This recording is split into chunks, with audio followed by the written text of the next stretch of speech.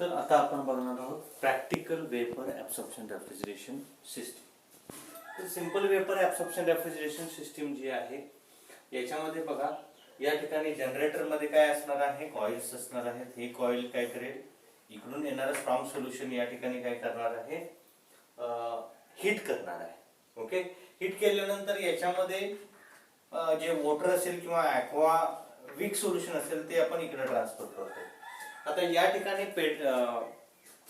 Ammonia हा separate out झाल्यानंतर म्हणजे वॉटर पासून aqua ammonia solution, that is the solution of water and ammonia. तर या ठिकाणी अमोनिया जे आहे ते वेपराइज होईल. अमोनिया वेपराइज झाल्यानंतर तो अमोनिया पुढे जाईल. पण याच अमोनिया बरोबर बघा, या ठिकाणी अमोनिया गेल्यानंतर त्याच्याबरोबर वॉटर वेपर जे आहेत तेही पास व्हायची शक्यता आहे. आता ते वॉटर वेपर्स कंडेन्सर मध्ये गेले, कंडेन्सर मध्ये कंडेन्स होतील, कंडेन्सर नंतर रिसिव्हरला जातील, रिसिव्हर नंतर एक्सपान्शन डिव्हाइसला जातील. एक्सपान्शन डिव्हाइसला गेल्यानंतर when there will be sudden drop in the temperature that water vapors will get condensed. Okay, या ठिकाणी काय इथं कंडेन्स होणार आहेत, लिक्विफाय होणार आहेत आणि ते वॉटर वेपर्स या ठिकाणी आल्यानंतर काय होतील, that will get convert into solid particles and then there may be a possibility of choke up of the expansion device.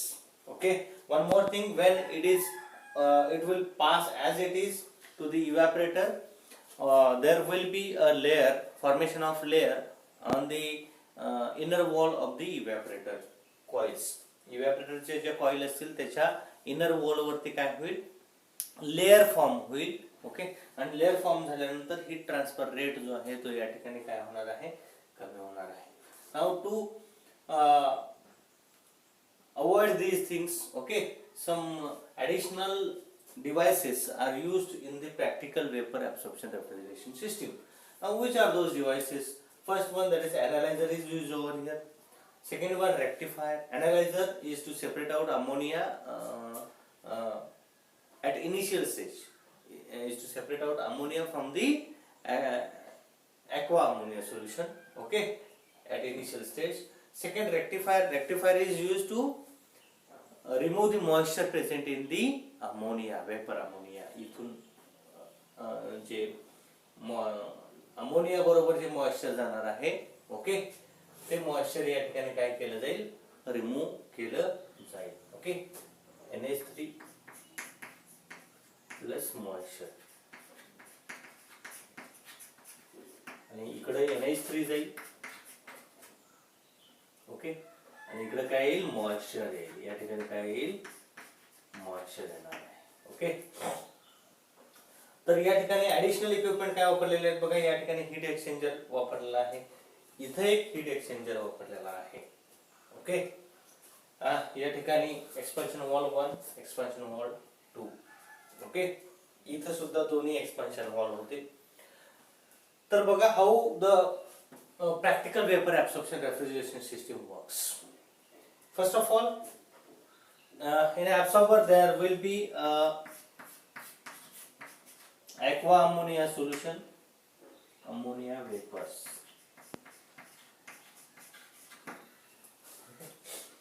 In an absorber there will be aqua ammonia solution. तर या ठिकाणी additional cooling coil वापरलेली आहे.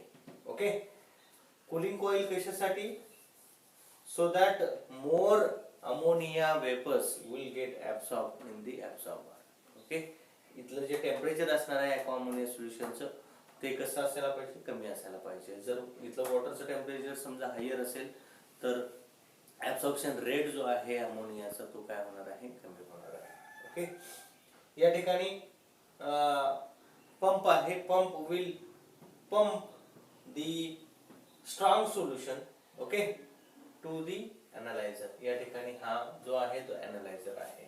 Okay, and now that strong solution pump and pass through the heat exchanger 2. या ठिकाणी heat exchanger 2. Okay, then why heat exchanger is used over here, that we will discuss later on. Then it is passed to the analyzer. Okay, now over here in generator heat is provided, heating coil is there, okay, heating coil या ठिकाणी आहे, heat is provided to the strong solution. इथे जे solution असणार आहे याला काय केलेले आहे, हीट प्रोव्हाइड केलेले आहे. हीट प्रोव्हाइड केल्यानंतर या ठिकाणी काय होणार आहे बघा,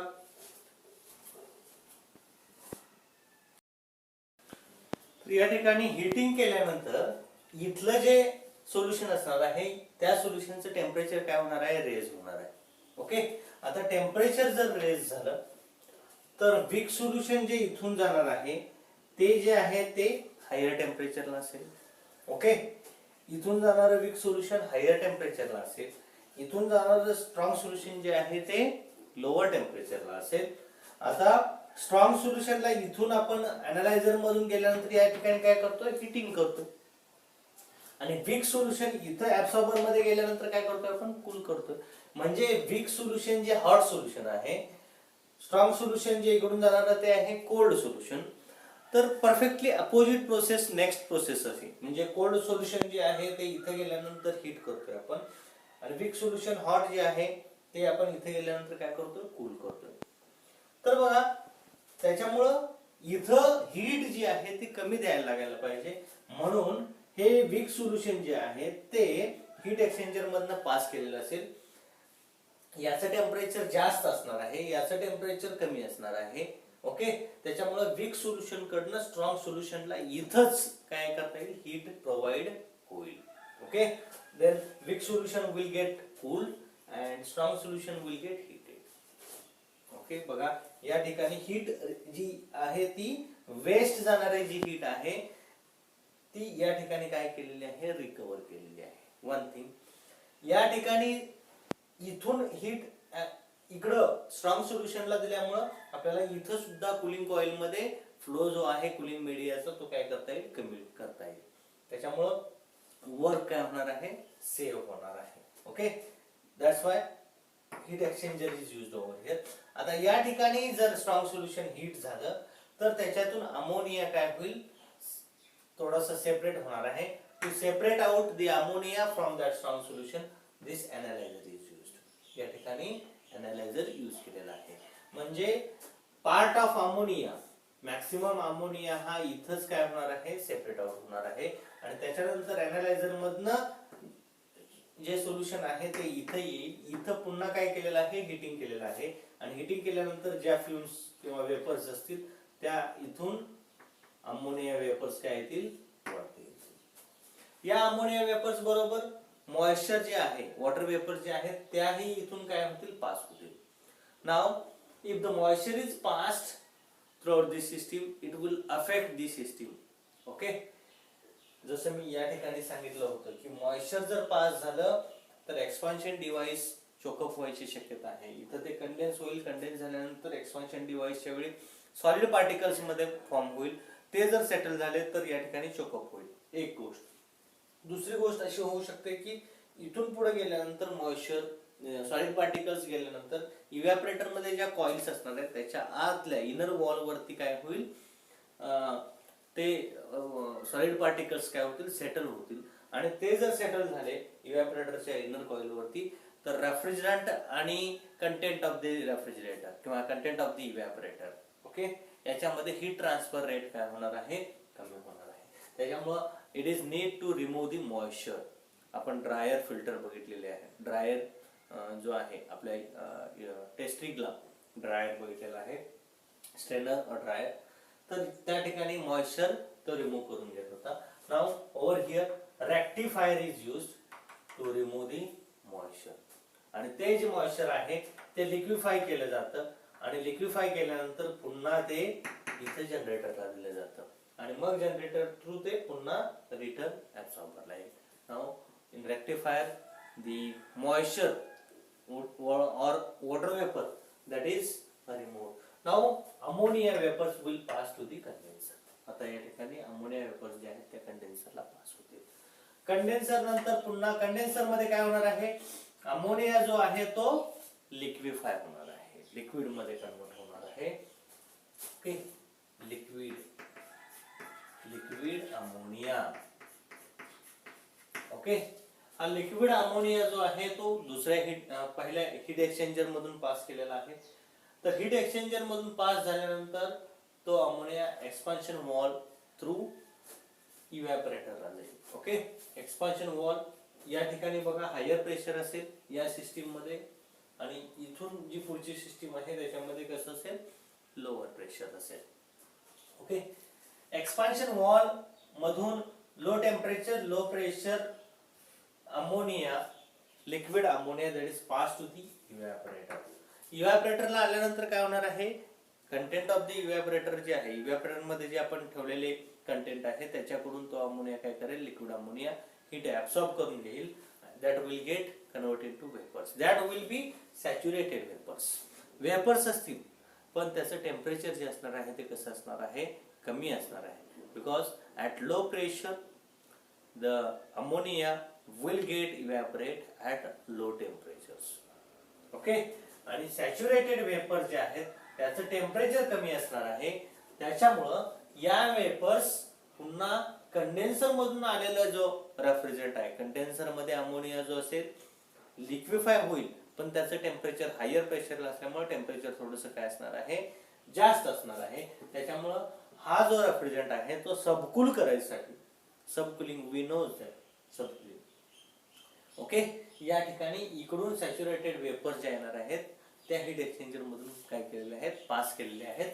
so that this refrigerant will get subcool over here and this saturated vapor will get superheat. Okay, म्हणजे सॅच्युरेटेड वेपर हीट ऍब्सॉर्ब केल्यानंतर काय होतील, सुपरहीट होतील, आणि इथं अमोनिया काय होईल, लिक्विड अमोनिया जो आहे तो सबकोल्ड होईल. ओके, म्हणजे इथेही आपण काय केलेले आहे, पुन्हा हीट रिकव्हरी केलेली आहे, किंवा वेस्ट जाणारे जे या ठिकाणी कोल्ड किंवा सॅच्युरेटेड वेपर जे आहेत त्या डायरेक्ट ज्या इव्हॅपोरेटरला जाणार, ऍब्सॉर्बरला जाणार होत्या, तर त्या पुन्हा या ठिकाणी कंडेन्सर मधलं रेफ्रिजरंट जो आहे कंडेन्सर मध्ये येणारा तो पुन्हा कूल करायसाठी वापरलेला आहे. त्यामुळे इकडे जे एक्सपान्शन डिव्हाइस नंतर आपण टेम्परेचर घेणार आहे ते आणखीन काय घेऊ, कमी टेम्परेचरला आपण एक्सपांड करू शकतो. आणि मग या वेपर जे आहेत अमोनिया वेपर्स, त्या वेपर्स पुन्हा कशाला पास केलेले आहेत, ऍब्सॉर्बरला पास केलेले आहेत. In absorber that ammonia vapors will be absorbed by this weak solution, okay. Now these are the some additional devices used to make this system practical, okay, to make this system practical.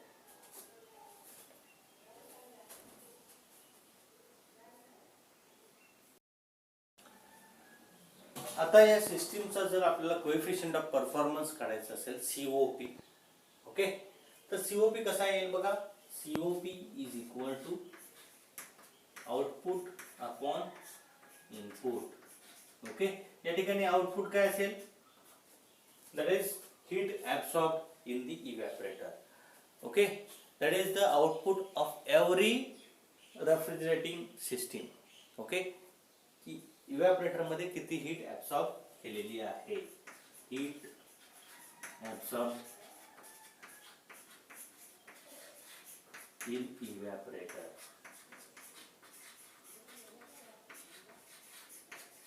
Okay, divided by input काय काय असेल बघा या ठिकाणी, तर input असणार आहे first one that is work required to pump. पंपला किती वर्क लागलेला आहे. Okay,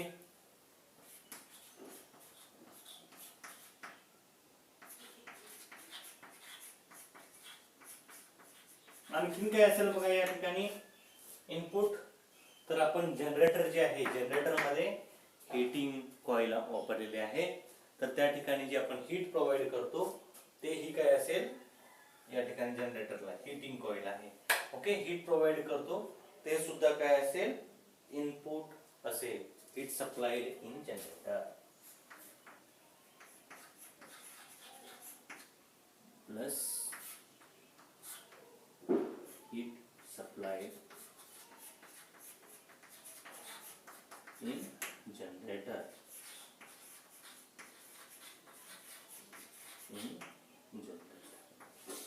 Okay, this will be the coefficient of performance of the system, coefficient of performance of the system. तर या ठिकाणी बघा, वेपर कॉम्प्रेशन रेफ्रिजरेशन सिस्टीम पेक्षा vapour absorption refrigeration system जी आहे त्याचे ऍडव्हांटेजेस काय काय आहेत बघा. First advantage is that in case of vapour compression refrigeration system there is a compressor.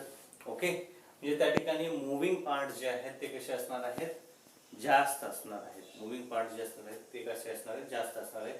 त्याच्यामुळे त्याच्यामध्ये मेंटेनन्स काय असणार आहे, जास्त असणार आहे. वेपर ऍब्सॉर्प्शन रेफ्रिजरेशन सिस्टीम मध्ये मेंटेनन्स जो असणार आहे तो काय असणार आहे, कमी असणार आहे. सेकंड थिंग, या ठिकाणी वेपर ऍब्सॉर्प्शन सिस्टीम जर बघितली तर आपण लो ग्रेड एनर्जी वापरू शकतो. लो ग्रेड एनर्जी म्हणजे हीटिंग कॉइल जी आहे या ठिकाणी आपण स्टीम वापरू शकतो. ओके, स्टीम जनरेट करायसाठी कोणतंही फ्युएल चालेल.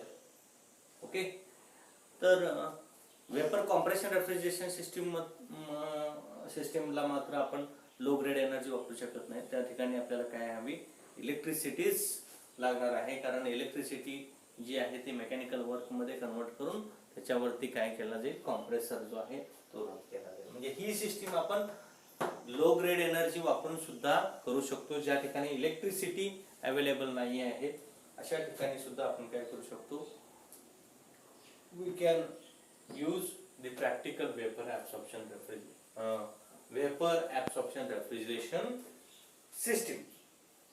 Third one, there is a simplicity of operation and control system that often require little attention.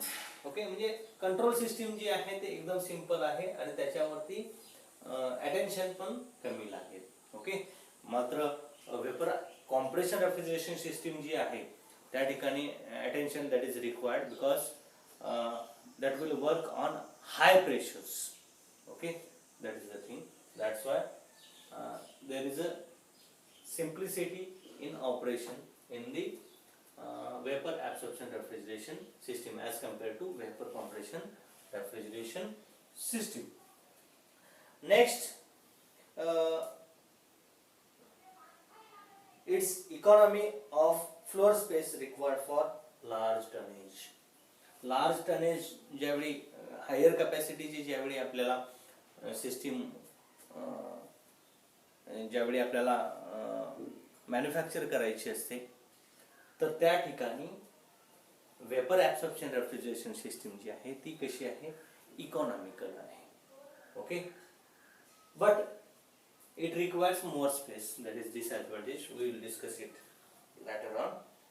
Second thing, next advantage is that in case of vapor compression refrigeration system, if wet compression is done, okay, म्हणजे weight compression म्हणजे बघा तर त्या ठिकाणी इव्हॅपोरेटर मधून येणारं जे liquid आहे ते कॉम्प्रेसरला जर गेलं तर कॉम्प्रेसर मध्ये काय होईल, लुब्रिकंट जे यूज केलेले आहेत ते लुब्रिकंट्स कॉम्प्रेसर मध्ये वॉश आउट होतील. कशामुळे वॉश आउट होतील तर लिक्विड रेफ्रिजरंट इन झाल्यामुळे. म्हणजे इव्हॅपोरेटर मधून समजा लिक्विड रेफ्रिजरंट जर कॉम्प्रेसरला आला तर कॉम्प्रेसर मध्ये काय होणार आहेत, लुब्रिकंट्स असणार आहेत ते वॉश आउट होणार आहेत आणि त्याच्यामुळे कॉम्प्रेसरची लाईफ पण कमी होणार आहे. पण या ठिकाणी बघा समजा इव्हॅपोरेटर वरचा लोड कमी आला आणि इव्हॅपोरेटर मधनं लिक्विड रेफ्रिजरंट जर आला ऍब्सॉर्बरला आला, there is no any issue. तर इथं आल्यानंतर फक्त that will mix up with the water, that is a thing. फक्त याच्यामध्ये प्रॉब्लेम काय होऊ शकतो, लिक्विड रेफ्रिजरंट पास झाल्यामुळे रेफ्रिजरेटिंग इफेक्ट जो आहे तो कमी होईल, पण there is no any effect on the equipments of the vapour absorption refrigeration system. That is the thing. Okay, next that is automatic starting and stopping of the system. Pump of केला या ठिकाणी पूर्ण system काय होणार आहे, automatically stop होणार आहे. Pump on केला, पंपिंग स्टार्ट झालं, ऑटोमॅटिकली सिस्टीम काय होणार आहे, रन होणार आहे. That is the thing. Okay, now what are the disadvantages of the vapor absorption refrigeration system. First disadvantage is that the coefficient of performance of this system is less as compared to vapor compression refrigeration system. Okay, COP जो आहे vapour absorption refrigeration सिस्टीमचा कमी आहे. Second thing, quick starting जे आहे, म्हणजे आपण बघा रेफ्रिजरेटर स्टार्ट केला, कूलिंग लगेच स्टार्ट होतं. तर या ठिकाणी तसं नाहीये. Quick starting that is difficult. Y difficult quick starting? कारण इथून पंप होणार आहे, स्ट्रॉंग सोल्युशन. पंप झाल्यानंतर या ठिकाणी काय होणार आहे, जनरेटर मध्ये हीट होणार आहे. अमोनिया जे आहे ते वेपर्स या ठिकाणी काय होणार, सेपरेट आउट होणार आहेत आणि मग काय होते, सिस्टीम रन होते. तर या ठिकाणी बघा वेपर कॉम्प्रेशन रेफ्रिजरेशन सिस्टीम मध्ये इथं डायरेक्ट काय वापरलेला असतो, कॉम्प्रेसर वापरलेला असतो. कॉम्प्रेसरनं सक्शन केला रेफ्रिजरंट इव्हॅपोरेटर मधनं आणि कॉम्प्रेस करून कंडेन्सरला डायरेक्ट दिल्यानंतर काय होते, वेपर कॉम्प्रेशन रेफ्रिजरेशन सिस्टीम जी आहे ती क्विक आहे. It will operate quick. Okay, that is the thing. Next disadvantage of vapor absorption refrigeration system is that there is difficulty in charging of the system. Charging म्हणजे काय, तर refrigerant जो आहे तो समजा इकडून लीक झाला तर लिकेज काढून रेफ्रिजरंट सिस्टीम मध्ये आपल्याला काय करावं लागेल, पुन्हा फिल करावं लागेल. The process of filling the refrigerant into the system that is called as charging.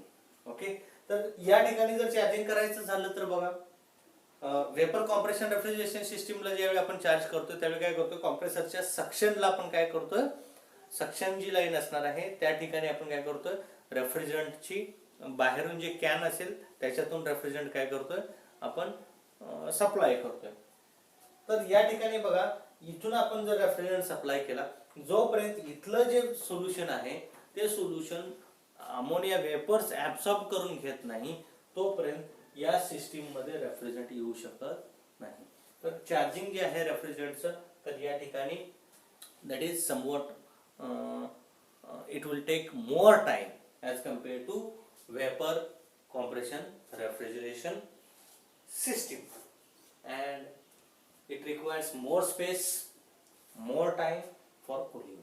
Space सुद्धा जास्त लागणार आहे आणि कूलिंग साठी जास्त कालावधी लागेल. That is the difference between vapour compression refrigeration system and vapour absorption refrigeration system.